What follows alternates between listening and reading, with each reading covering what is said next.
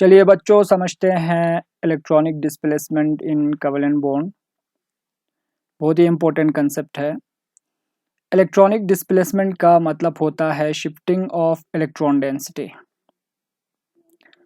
Covalent bond में किसी भी कोवेलेंट मॉलिक्यूल्स में क्या होता है कि जो कोवेलेंट बॉन्ड है उसमें इलेक्ट्रॉन की शिफ्टिंग होता है। शिफ्टिंग मतलब जो शेयर्ड इलेक्ट्रॉन्स होते हैं, ठीक है, जो शेयर्ड इलेक्ट्रॉन्स होते हैं वो एक एटम की तरफ जो है शिफ्ट हो जाते हैं, तो उसको हम कहेंगे इलेक्ट्रॉनिक डिस्प्लेसमेंट। फॉर एग्जांपल हमारे पास एक कोवेलेंट मॉलिक्यूल्स है ए और बी, और इन दोनों के बीच में ये शेयर्ड इलेक्ट्रॉन्स है। अब यहाँ पर क्या होता है, इलेक्ट्रोनेगेटिविटी डिफरेंस की वजह से सपोज यहाँ पे हम मान के चलते हैं ऐसा कि इलेक्ट्रोनेगेटिविटी ऑफ बी जो है ज़्यादा है as compare to electronegativity of A. तो इससे क्या होता है, बी की इलेक्ट्रोनेगेटिविटी क्या है, ज़्यादा है, तो ये इलेक्ट्रॉन डेंसिटी को अपनी तरफ जो है शिफ्ट करता है, खींचता है। तो बी की तरफ जो है इलेक्ट्रॉन की डेंसिटी ज़्यादा आ जाता है, ठीक है। ये शेयर्ड इलेक्ट्रॉन जो है वो बी की तरफ जाता है, ए की तरफ कम रहता है। तो इसीलिए बी पर जो है पार्शियल माइनस चार्जेस आएंगे क्योंकि इलेक्ट्रॉन डेंसिटी बढ़ रहा है, और ए पर क्या आता है, पार्शियल प्लस चार्जेस आता है क्योंकि इलेक्ट्रॉन डेंसिटी कम हो रहा है। तो इस तरीके के शिफ्टिंग इलेक्ट्रॉन, शेयर्ड इलेक्ट्रॉन की जो शिफ्टिंग है वो कोवेलेंट बॉन्ड में होता रहता है कोवेलेंट मॉलिक्यूल्स में। तो इस शिफ्टिंग ऑफ इलेक्ट्रॉन्स को हम क्या कहेंगे, इलेक्ट्रॉनिक डिस्प्लेसमेंट कहेंगे। इलेक्ट्रॉनिक डिस्प्लेसमेंट जो है कोवेलेंट बॉन्ड में अलग अलग तरीके से होता है, बहुत सारे टाइप है। सबसे पहले हम दो टाइप को में इसको क्लासिफाई करते हैं इलेक्ट्रॉनिक डिस्प्लेसमेंट को। एक होता है बेटा परमानेंट, ठीक है, एक होता है परमानेंट इफेक्ट होता है जो इलेक्ट्रॉनिक डिस्प्लेसमेंट होता है, एक परमानेंट इफेक्ट होता है। और दूसरा क्या होता है, देखो टेम्पररी इफेक्ट होता है, टेम्पोररी इफेक्ट। इलेक्ट्रॉनिक डिस्प्लेसमेंट जो है कोवेलेंट बॉन्ड में जो शिफ्टिंग ऑफ इलेक्ट्रॉन्स होता है वो दो टाइप के हैं, एक परमानेंट इफेक्ट होता है, दूसरा टेम्पररी इफेक्ट होता है। परमानेंट इफेक्ट जो है, ये जो शिफ्टिंग ऑफ इलेक्ट्रॉन जो है परमानेंट इफेक्ट के केसेस में क्या होता है कि ऑलरेडी मॉलिक्यूल्स के अंदर एग्जिस्ट होता है, ठीक है। तो यहाँ पे हम लिख सकते हैं, ठीक ठीक, परमानेंट इफेक्ट का मतलब होता है इलेक्ट्रॉनिक डिस्प्लेसमेंट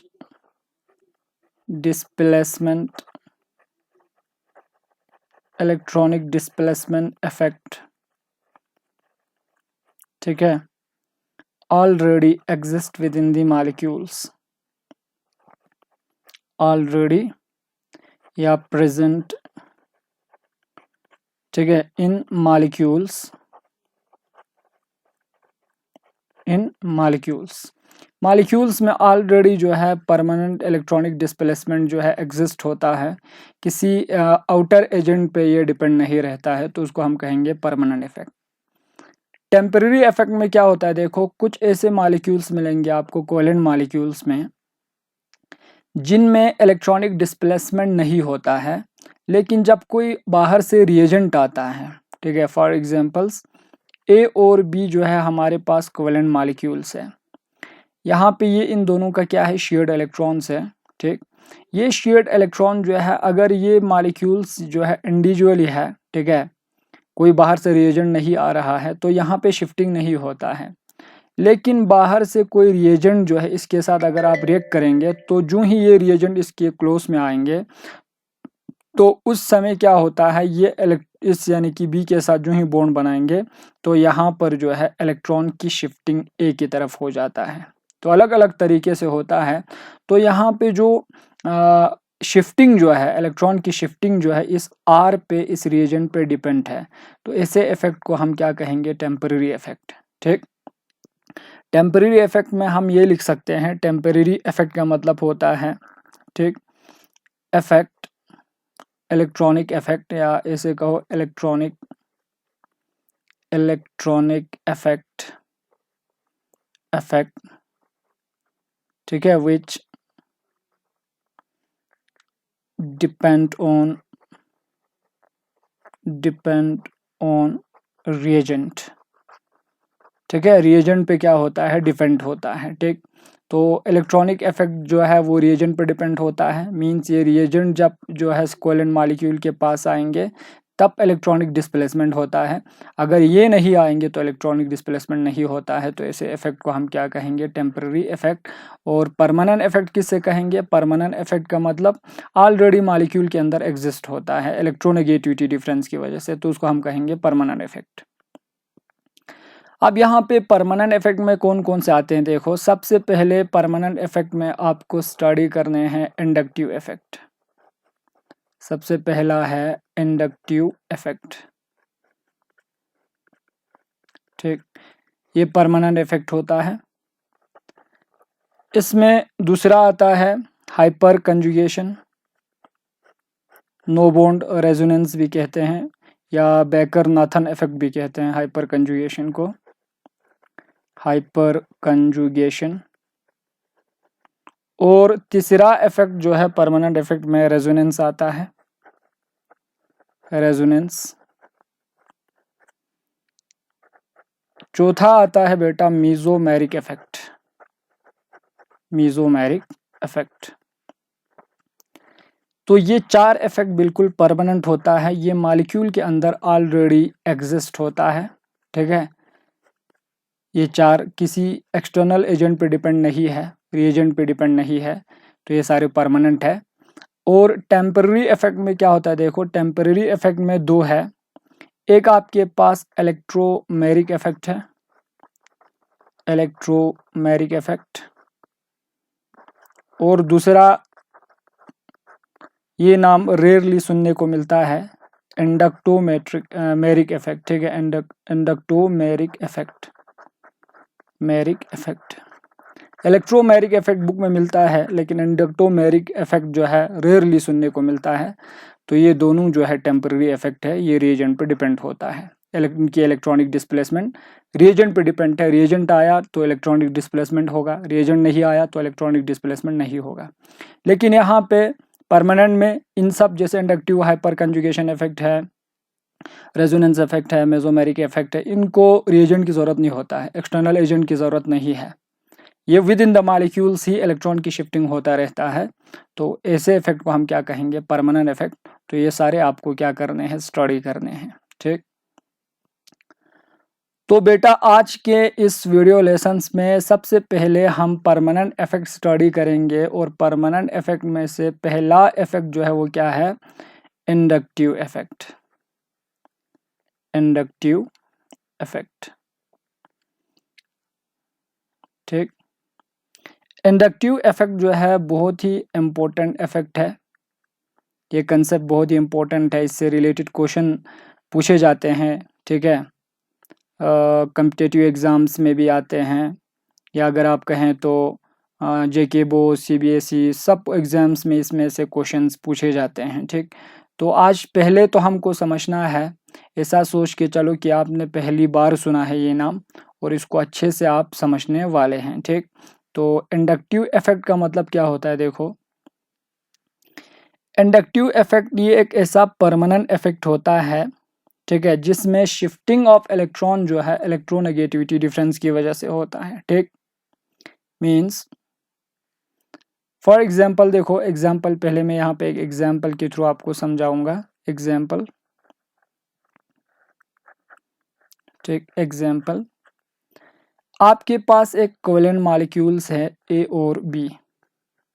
ठीक है, और यहाँ पे हम मान के चलेंगे electronegativity of B is greater than electronegativity of A.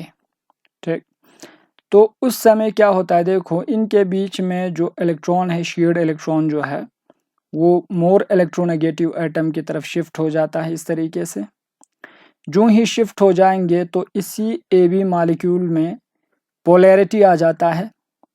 Means B पे इलेक्ट्रॉन की डेंसिटी ज़्यादा आ रहा है तो पार्शियल माइनस, इस तरीके से लिखना है, पार्शियल माइनस। और ए पे पार्शियल क्या आएंगे, प्लस, क्योंकि ए के पास इलेक्ट्रॉन डेंसिटी कम रहेंगे, सारा शिफ्ट हो रहा है बी के तरफ। तो यहाँ पर ऐसे मॉलिक्यूल्स को हम क्या कहेंगे, कोवेलेंट पोलर मॉलिक्यूल्स कहते हैं, या पोलर कोवेलेंट मॉलिक्यूल भी आप कह सकते हैं, पोलर कोवेलेंट मॉलिक्यूल्स। तो इंडक्टिव इफेक्ट एक ऐसा इफेक्ट है जिसमें शिफ्टिंग ऑफ इलेक्ट्रॉन जो है, shifting of electron take place due to difference in electronegativity between atom. और यहाँ पर से फॉर एग्जांपल इस इफेक्ट की वजह से मॉलिक्यूल्स में क्या आ जाता है, पोलैरिटी आ जाता है। तो ऐसे इफेक्ट को हम क्या कहेंगे, इंडक्टिव इफेक्ट। पहले इसको लिखो, ठीक। इंडक्टिव इफेक्ट का मतलब it is a type of electronic displacement, it is a type of electronic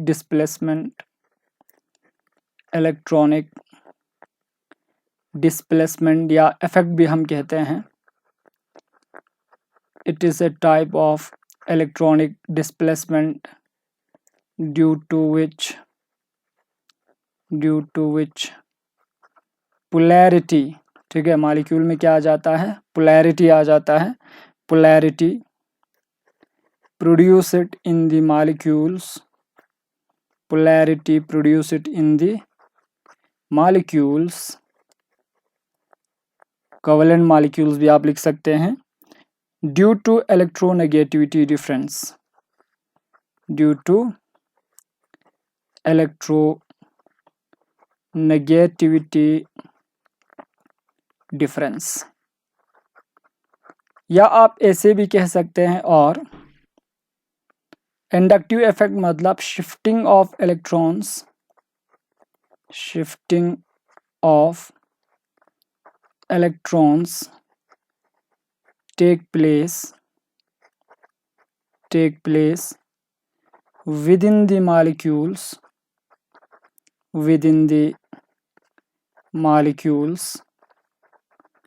due to electronegativity difference।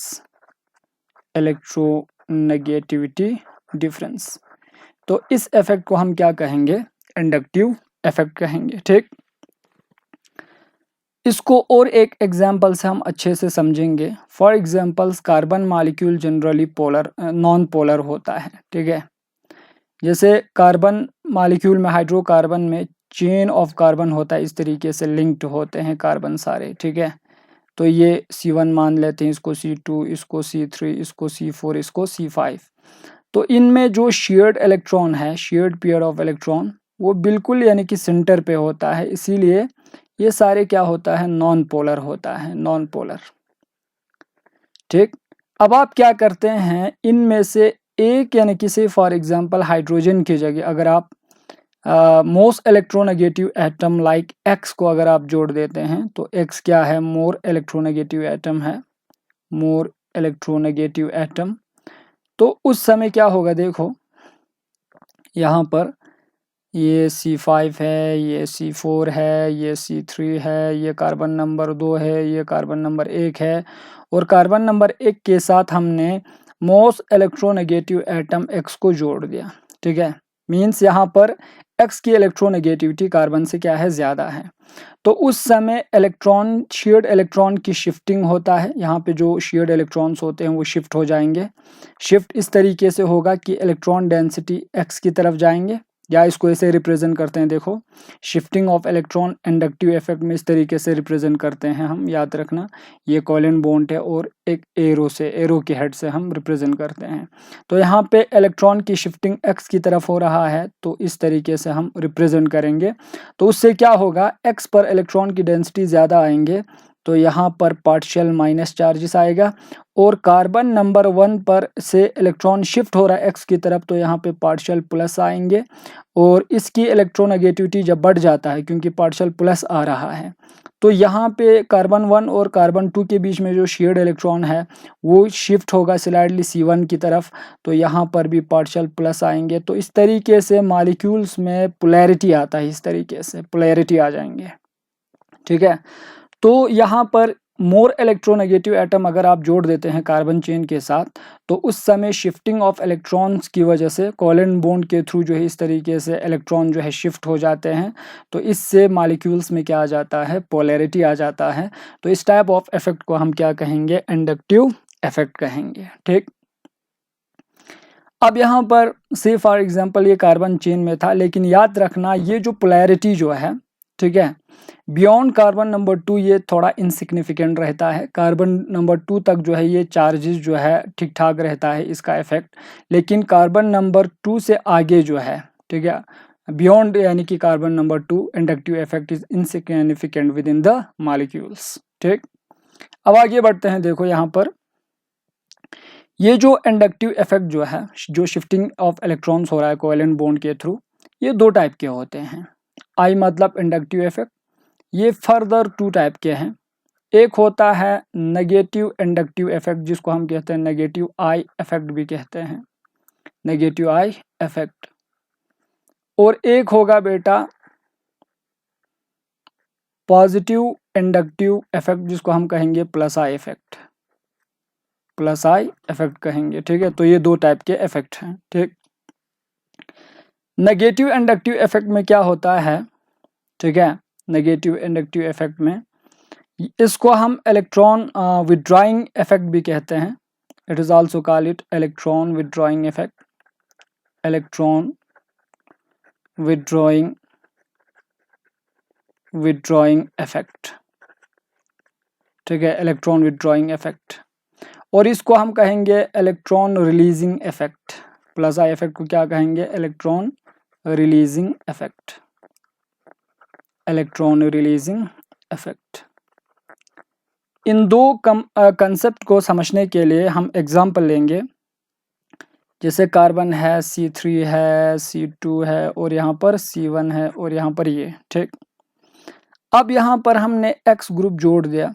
X था more electronegative atom as compare to यानी कि कार्बन, तो X जो है इलेक्ट्रॉन को अपनी तरफ क्या करता है, ये शिफ्ट करता है। ठीक है, जिसकी वजह से X पर नेगेटिव आएंगे और इस पर पार्शियल प्लस, तो इस तरीके से शिफ्टिंग हो जाते हैं। ठीक है, तो शिफ्टिंग ऑफ इलेक्ट्रॉन जो है टुवर्ड्स मोर इलेक्ट्रोनेगेटिव एटम की तरफ हो रहा है, तो ऐसे इफेक्ट को हम क्या कहेंगे, नेगेटिव आई इफेक्ट कहते हैं। ठीक, तो यहाँ पर हम लिख सकते हैं, ठीक है, ग्रुप, नेगेटिव आई इफेक्ट का मतलब होता है ग्रुप ऑफ एटम और ग्रुप ऑफ एटम लिखो। ठीक है, एटम और ग्रुप ऑफ एटम, एटम और group of atom which has more power to, which has more power to shift electrons, shift shared electron लिखूंगा मैं, shift shared electrons towards itself। आप समझ गए होंगे कि यहाँ पर क्या होता है, एटम या ग्रुप ऑफ एटम, जैसे एक्स की जगह एटम भी हो सकता है और ग्रुप ऑफ एटम भी हो सकता है, और एक्स क्या करता है, यहाँ पर इसके पास ज़्यादा पावर होता है इलेक्ट्रॉन्स डेंसिटी को अपनी तरफ शिफ्ट करने की, तो इसीलिए इसको हम क्या कहेंगे, माइनस आई इफेक्ट कहेंगे। ठीक है, और जो ग्रुप है उसको हम क्या कहेंगे, इलेक्ट्रॉन विड्रॉइंग ग्रुप कहते हैं। ठीक है, इलेक्ट्रॉन विड्रॉइंग ग्रुप।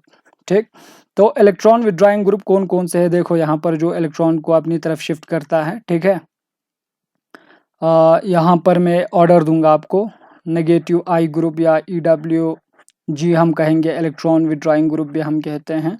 तो सबसे पहले डिक्रीजिंग ऑर्डर में हम लिखेंगे NR3, अगर x के जगह, इस x के जगह यहाँ पे x इज इक्वल टू, ठीक है, x के प्लेस पे अगर आप NR3 डाल देंगे, ठीक है, ये ग्रुप डाल देंगे, तो इलेक्ट्रॉन डेंसिटी को अपनी तरफ अट्रैक्ट करता है।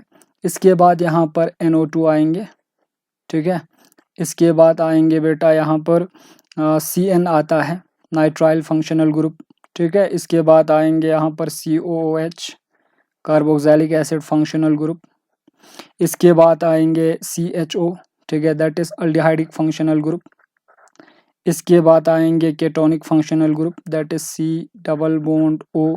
ठीक है, इसके बाद आता है फ्लोरीन, इसके बाद आता है, सॉरी इस तरीके से, इसके बाद क्लोरीन, तो मैं यहाँ पर लिखता हूँ। ठीक है, इसके बाद आएंगे क्लोरीन के बाद ब्रोमीन आता है, ब्रोमीन के बाद X के जगह जो है ये भी आप रख सकते हैं, आयोडीन भी रख सकते हैं, ठीक है। इसके बाद X के जगह जो है O6H5, ठीक है, O6H5 इसको हम फिनो ऑक्साइड कहते हैं, याद रखना। OC6H5 को हम क्या कहेंगे, फिनो ऑक्साइड, फिनो ऑक्साइड, तो नाम याद रखना ज़रूरी है, ठीक है। तो फिनो ऑक्साइड भी इलेक्ट्रॉन विड्रॉइंग ग्रुप है, इलेक्ट्रॉन को अपनी तरफ खींचेंगे। और यहाँ पर अल्को ऑक्साइड दैट इज़ OR भी क्या है, इलेक्ट्रॉन विड्रॉइंग ग्रुप है। और OH भी क्या है, इलेक्ट्रॉन विड्रॉइंग ग्रुप है। और लास्ट में आएंगे फिनाइल दैट इज़ C6H5, ये भी क्या है, इलेक्ट्रॉन विड्रॉइंग ग्रुप। और लास्ट में आएंगे हाइड्रोजन भी क्या है, इलेक्ट्रॉन विड्रॉइंग ग्रुप है। तो नॉर्मली हम यहाँ पर ये कह सकते हैं बेटा, ठीक है, यहाँ से यहाँ से, ठीक है, एरो का हेड इस तरफ करता हूं मैं, इलेक्ट्रॉन,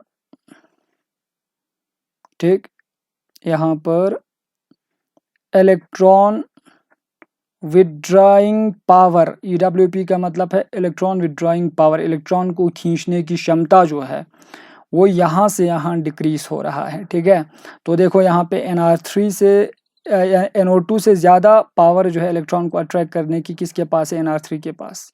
इसी तरह CN से ज़्यादा यानी कि NO2 की इलेक्ट्रॉन विड्रॉइंग पावर है। तो इस तरीके से यहाँ जो है इलेक्ट्रॉन विड्रॉइंग पावर क्या हो जाएंगे, डिक्रीज हो जाएंगे। तो ये सारे जो है इलेक्ट्रॉन विड्रॉइंग ग्रुप है, तो इनको याद रखना, इसकी बहुत बड़ा एप्लीकेशन होता है, ठीक है।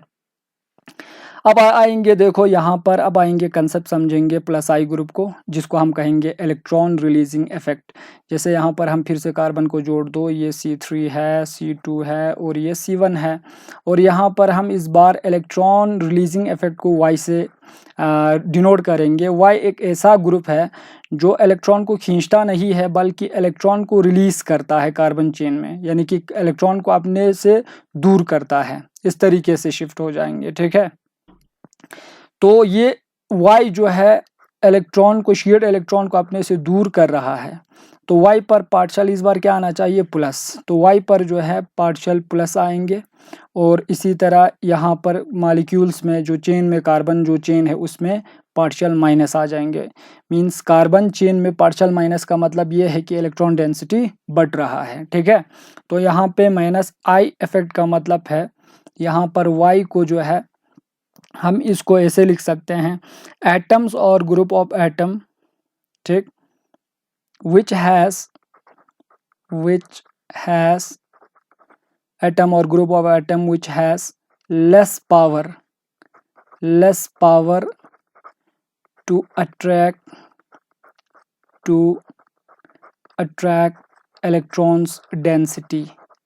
तो इलेक्ट्रॉन डेंसिटी को खींचने की क्षमता नहीं होती है, तो अपने से दूर कर देता है इलेक्ट्रॉन को। कार्बन चेन में इलेक्ट्रॉन की डेंसिटी को ये बढ़ाएगा इस तरफ से, इस तरीके से, ठीक है।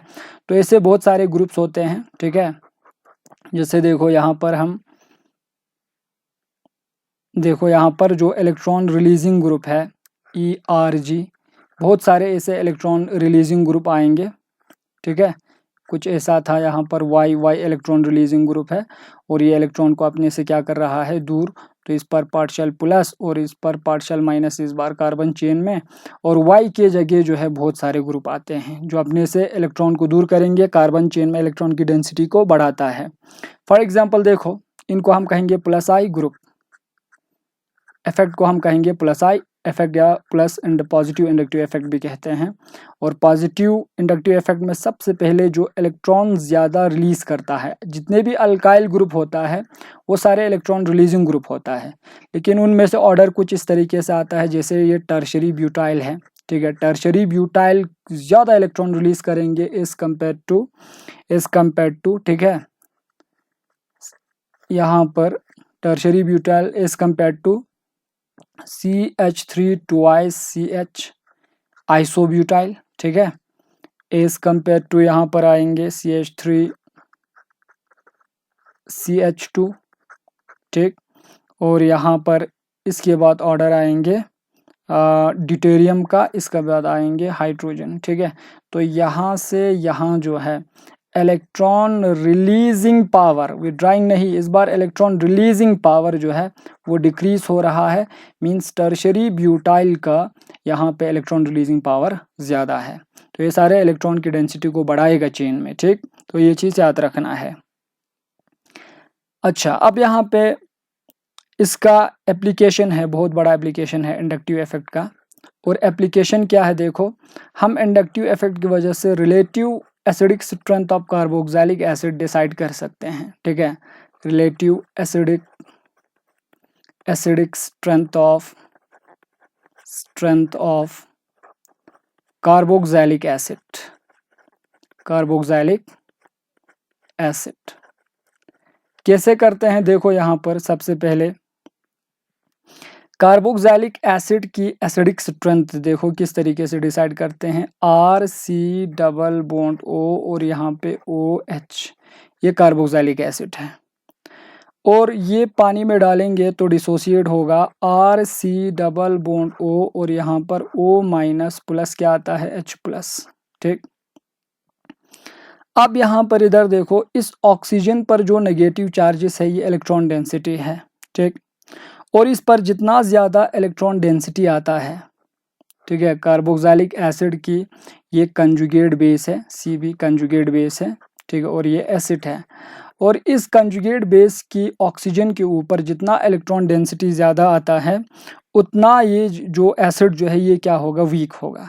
मीन्स यहाँ पर मैं लिख देता हूँ, इसको नोट करो, more the electron density, more the electrons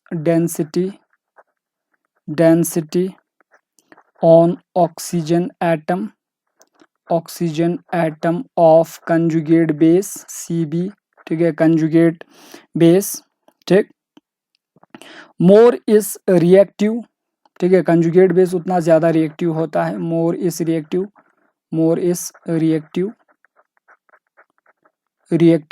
और ये ज़्यादा रिएक्टिव होने से H प्लस के साथ जल्दी रिएक्ट करेंगे और ज़्यादा से ज़्यादा इसकी तरफ इक्विलिब्रियम जो है शिफ्ट हो जाएंगे, तो डिसोसिएट ही कम होगा, तो इसीलिए क्या बन जाएंगे, वीक एसिड, ठीक है। तो मोर इज रिएक्टिव, ठीक है, एंड लेस इज एसिडिक,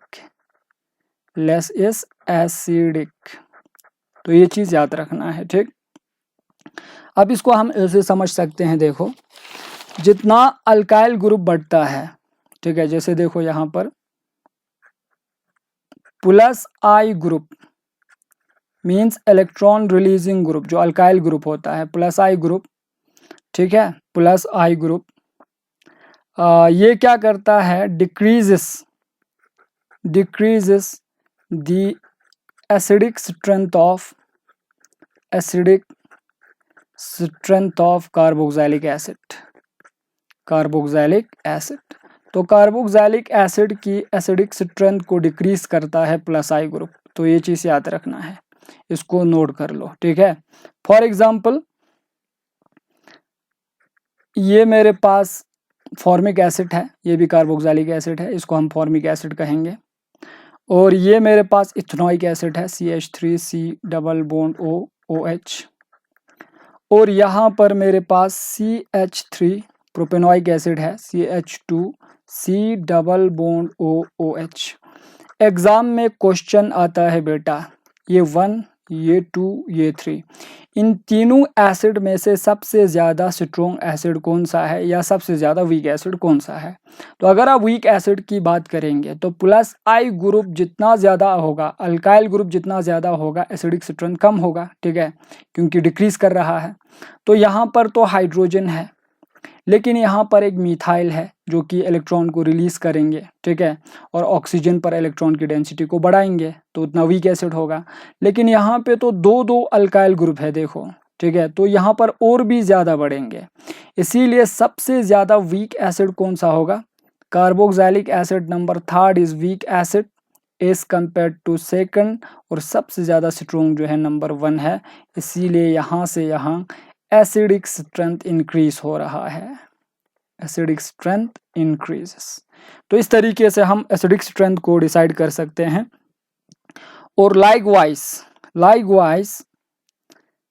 यहाँ पर और एक चीज़ नोट कर लो, प्लस I ग्रुप डिक्रीज करता है तो नेगेटिव I ग्रुप जो इलेक्ट्रॉन विड्राइंग ग्रुप है, ठीक है, नेगेटिव I ग्रुप या नेगेटिव आई इफेक्ट भी हम कहेंगे, जिनको इलेक्ट्रॉन विड्रॉइंग ग्रुप हम कहते हैं, ये इंक्रीज करता है। Increase is the acidic strength of carboxylic acid.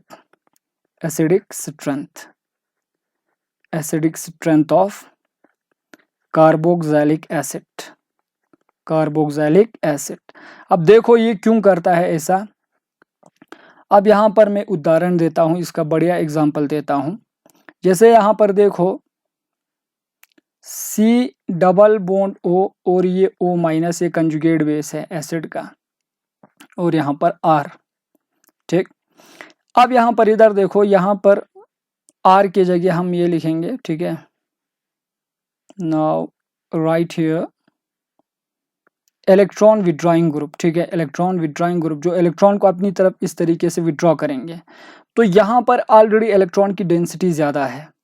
Electron density अगर ज़्यादा होता है तो ये हाईली रिएक्टिव होता है, इसीलिए जो एसिड जो है वो कम डिसोसिएट होता है। तो इसीलिए इलेक्ट्रॉन डेंसिटी ज़्यादा होने से ये यानी कि कार्बोक्सिलिक एसिड जो है वो वीक एसिड होता है। लेकिन अब इलेक्ट्रॉन विड्रॉइंग ग्रुप जो है इलेक्ट्रॉन को यहाँ से कम करेंगे, क्योंकि ये अपनी तरफ जब इलेक्ट्रॉन डेंसिटी को खींचता है तो ऑक्सीजन से भी इलेक्ट्रॉन डेंसिटी कम हो जाएंगे। जितना कम हो जाते हैं, ठीक है, जितना इलेक्ट्रॉन डेंसिटी कम हो जाएंगे तो यहाँ पर अगर हाइड्रोजन जुड़ा है तो ये हाइड्रोजन और ऑक्सीजन के बीच में जो शेयर्ड इलेक्ट्रॉन है ये भी ऑक्सीजन की तरफ आएंगे। अल्टीमेटली ये बॉन्ड वीक बन जाता है और ईजी से ये क्या कर सकता है, H+ रिलीज कर सकता है, और इसीलिए इसकी स्ट्रेंथ क्या हो जाएंगे, एसिडिक स्ट्रेंथ बढ़ जाएंगे। तो इसीलिए इलेक्ट्रॉन विड्रॉइंग ग्रुप क्या करता है, एसिडिक स्ट्रेंथ कार्बोक्सिलिक एसिड की बढ़ाता है, ठीक। अब यहाँ पर इधर देखो एग्जाम्पल में, जैसे मेरे पास CH3 है, C डबल बॉन्ड O और यहाँ पर OH है, ये कार्बोक्सिलिक एसिड है, और यहाँ पर CH2 है और इसके साथ मैंने क्लोरीन जोड़ दिया, और C डबल बॉन्ड O और यहाँ पर क्या है, OH है। इन दोनों एसिड में से कौन सा स्ट्रॉन्ग एसिड है, ठीक है। तो देखो ये तो इलेक्ट्रॉन रिलीजिंग ग्रुप है, लेकिन यहाँ पर कार्बन तो ऑलरेडी जुड़ा है, लेकिन इस कार्बन के साथ इलेक्ट्रॉन विड्रॉइंग ग्रुप जुड़ा है, क्लोरीन। तो ये इलेक्ट्रॉन को अपनी तरफ खींचेंगे इस तरीके से, तो अल्टीमेटली ऑक्सीजन हाइड्रोजन का बॉन्ड वीक हो जाएंगे, इसीलिए एसिडिक स्ट्रेंथ बढ़ेंगे। तो इसीलिए acid number 2 is strong as compare to acid number 1। तो ये चीज़ याद रखना है, ठीक है। इस तरीके से जितना इलेक्ट्रॉन विड्रॉइंग ग्रुप ज़्यादा होता है, फॉर एग्जाम्पल देखो ये कार्बोक्सिलिक एसिड है OH, और यहाँ पर CH2 CH3 और यहाँ पर CH, और इस एक हाइड्रोजन की जगह NO2 लिख देता हूँ, नाइट्रो ग्रुप। और यहाँ पर इधर देखो C डबल बॉन्ड O और यहाँ पर OH, ठीक है, और यहाँ पर CH और यहाँ पर मैं Cl डाल देता हूँ, और यहाँ पर CH3। इन दोनों एसिड में से कौन सा स्ट्रॉन्ग है तो आप खुद से पता कर लो, ठीक है। अब यहाँ पर इधर देखो दो, यहाँ पर नाइट्रो ग्रुप जुड़ा है जो कि इलेक्ट्रॉन विड्रॉइंग ग्रुप है, क्लोरीन भी क्या है, इलेक्ट्रॉन विड्रॉइंग ग्रुप है। लेकिन इलेक्ट्रॉन विड्रॉइंग ग्रुप के ऑर्डर में ये जो नाइट्रो जो है ये मोर इलेक्ट्रॉन विड्रॉइंग नेचर होता है एज कम्पेयर टू क्लोरीन, इसीलिए acid number 1 is more strong as compare to acid number 2। इस तरीके से हम डिसाइड कर सकते हैं, ठीक है। अब यहाँ पर आगे बढ़ते हैं। अगर बेसिक स्ट्रेंथ की बात करें, ठीक है, बेसिसिटी ऑफ एमाइंस, या इसको ऐसे लिखेंगे हम, ठीक है। तो यहाँ पर एक चीज याद रखना है बेटा, -I ग्रुप जो है, ठीक है, -I ग्रुप जो इलेक्ट्रॉन विड्रॉइंग ग्रुप होता है, -I ग्रुप, या ब्रैकेट में मैं EWG लिखता हूँ, electron withdrawing group, decreases basic strength of amines, basic strength of amines, ये याद रखो। और दूसरा देखो यहाँ पे +I ग्रुप इसका उल्टा इफेक्ट करता है। +I ग्रुप जो इलेक्ट्रॉन रिलीजिंग ग्रुप होते हैं, अगर एमाइंस के साथ +I ग्रुप जुड़ा है, इलेक्ट्रॉन रिलीजिंग ग्रुप जिसे हम कहेंगे, तो ये क्या करता है, इंक्रीजेस बेसिक स्ट्रेंथ BS, ठीक है। अब ऐसा क्यों है, देखो ये एमाइंस है, एमाइंस लेविस बेस होता है क्योंकि लोन पेयर इलेक्ट्रॉन्स है। ये किसी electron डिफिशेंट atom like hydrogen ion से इसको अपना ये 2 इलेक्ट्रॉन डोनेट करता है, तो ये इसीलिए बेसिक नेचर है। अब ये कितना इजी से इलेक्ट्रॉन रिलीज करता है, ये जो 2 लोन पेयर ऑफ इलेक्ट्रॉन जो है ये जितना इजी से करेंगे रिलीज, ठीक है, इलेक्ट्रॉन डिफिशेंट को एटम को, उतना ज़्यादा स्ट्रॉन्ग बेस होगा।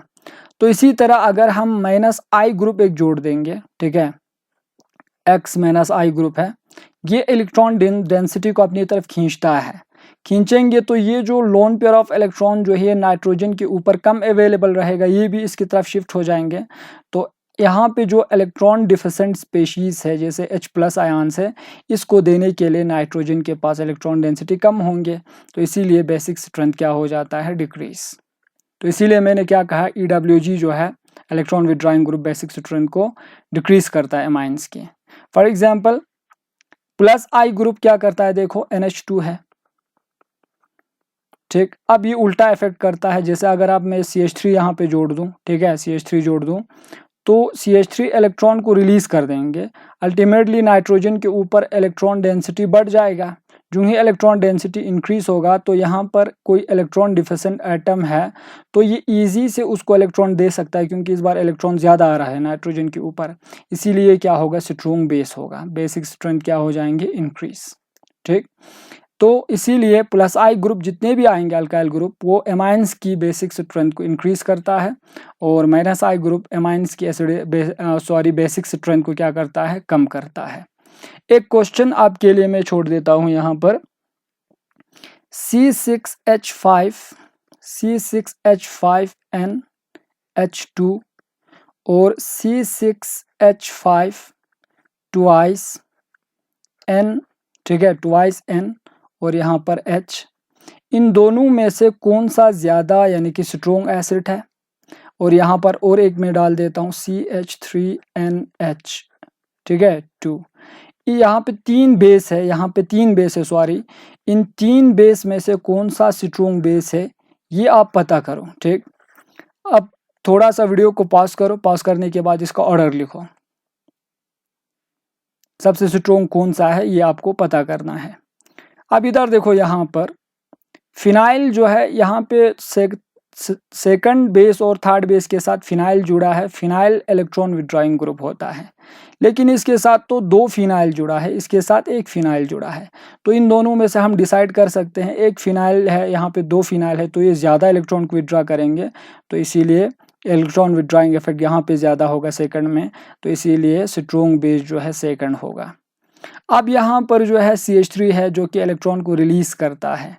अब रिलीज जो करता है वो तो बेसिक स्ट्रेंथ को क्या करता है, इंक्रीज करता है, इसीलिए सबसे ज़्यादा स्ट्रॉन्ग बेस 1 है, इसके बाद 2 है, इसके बाद 3 है। तो इस तरीके से हम बेसिक स्ट्रेंथ को क्या कर सकते हैं, एमाइंस की बेसिक स्ट्रेंथ को इंडक्टिव इफेक्ट की वजह से डिसाइड कर सकते हैं, ठीक। तो नेक्स्ट वीडियो लेसन्स में अदर इलेक्ट्रॉनिक डिस्प्लेसमेंट इफेक्ट हम पढ़ेंगे। तो उम्मीद करता हूँ आप सबको इंडक्टिव इफेक्ट समझ आया होगा। इससे रिलेटेड मैं क्वेश्चन भी आपको डालूंगा, तो इनको कॉपी पे आपको अच्छे से नोट करना है, कॉपी पे नोट डाउन करो। और NCERT की किताब से, टेक्स्ट बुक से, रेफरेंस बुक है तो रेफरेंस बुक से इंडक्टिव इफेक्ट को एक बार आपको थोरोली पढ़ लेना है, ठीक है। कोई कन्फ्यूजन है तो आप मुझसे क्वेश्चन कर सकते हैं। So thanks for watching my video lesson.